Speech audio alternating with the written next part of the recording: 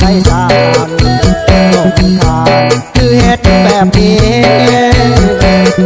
เราบอกได้แล้วหมดแล้วความหักเลย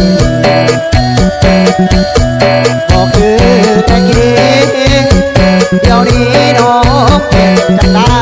ไปอยู่กับเขาน้องคือสิดีไปพบคนที่หักมีเงินทองน้องบ่มาไม่บอกตาทองความหักสองเราลืมทุกอย่างความหักเคยมีต่อกันน้องไม่ลืมมันทุกวันไม่ได้แน่นอนอยากลาไปเลยน้องไอ้นี่ของคนใจอย่าทิ้งไอ้ไปที่ปล่อยไอ้อยู่คนเดียวนี่บอกผู้สาวใจดำลืมคำสัญญาขาดน้องที่มาให้ลุงคอบอกแค่ไอ้น้องนาไอ้หักเจ้าเด้ออยากให้เข้าใจ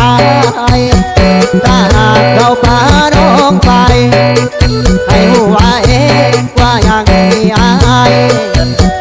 ถ้าดูรักเขาอย่างนี้ชาตินี้สิจับจนตายถ้าเขาเมื่อเขาได้เมื่อใดให้น้องคืนมา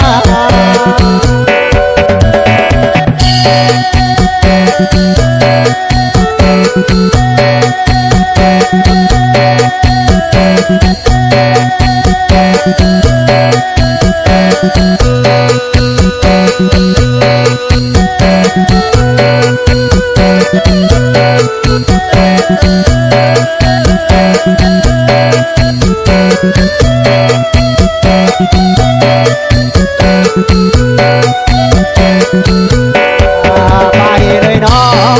งไอ้นี่ของคนใจอย่าทิ้งไอ้ไปที่ปล่อยไอ้อยู่คนเดียวบอกผู้สาวใจดำลืมคำสัญญาขาดน้องที่มาให้ลุงก็บอกแค่ไอ้น้องนาไอ้หักเจ้าเด้ออยากให้เข้าใจถ้าหากเราพาน้องไปให้รู้ไว้เองว่ายังมีอายถ้าดูรักเขาอย่างนี้ชาตินี้สิจับจนตายถ้าเขาเมื่อเขาได้เมื่อใดให้น้องคืนมาถ้าเขาเกิดเขาได้เมื่อใดให้น้องกลับมาพิเศษเฮ็ดหน้าให้ยุ่งเด้อขอบคุณใจหลายๆมื้อ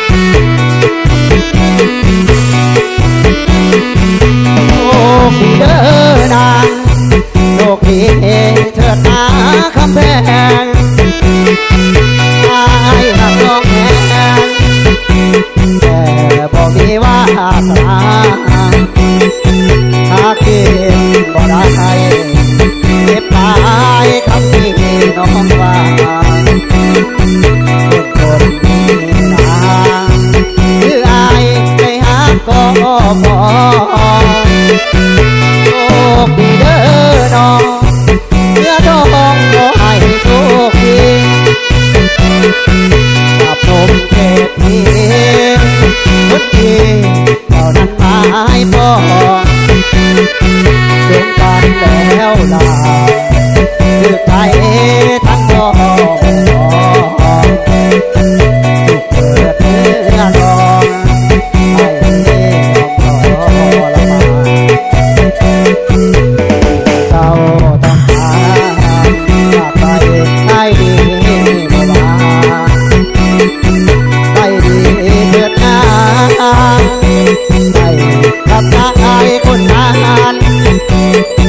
ไปเป็นเมียเขาเจ้าก็ให้สมดังก็ทรมานไปอายสิหาเปล่าโชคดีเด้อเจ้าถ้าได้เศร้าโตบุญมองขอให้เนื้อทองแฟนอายกับเขาเมื่อใดเขาเบื่อให้น้องคิดถึงอันเก่าให้ยังคือเก่าหากเจ้าก็มีวันลื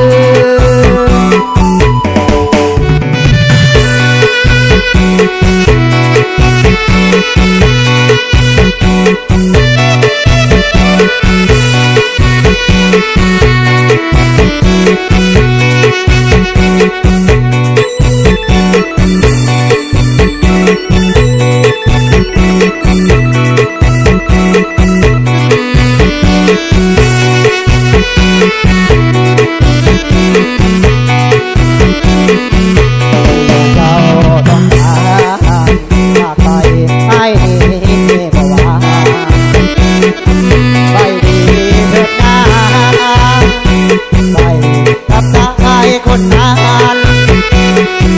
ไปเป็นเมียเขาเด้อเจ้าก็ให้สุขสันต์ความทรมานการไปอายสิหาเปล่า